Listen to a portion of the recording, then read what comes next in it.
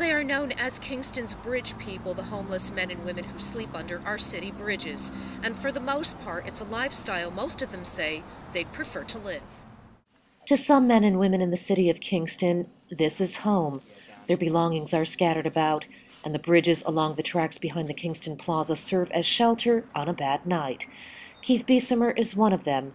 He says he's been homeless most of his life, the unfortunate result of a bad drinking habit. I've been sober lots of times, 19 months, 24 months, years, but I always return.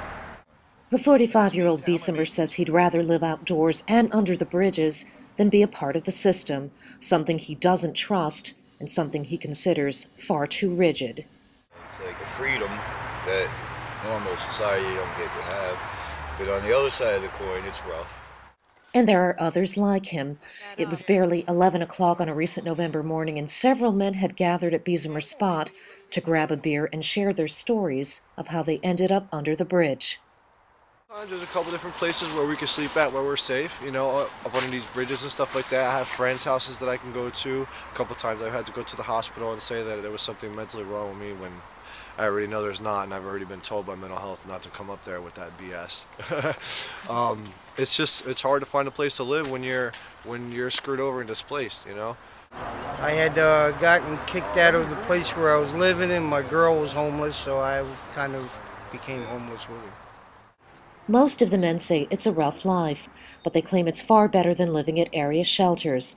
There's also the issue of plugging into social services, which many say they find confusing and unresponsive to their needs.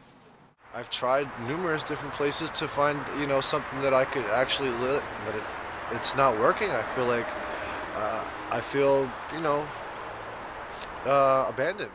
But as they gather informally as friends, the men who live under city bridges say they are in survival mode, and those like Beesimer say they'll go on picking up odd jobs where they can and wishing their lives hadn't turned out this way.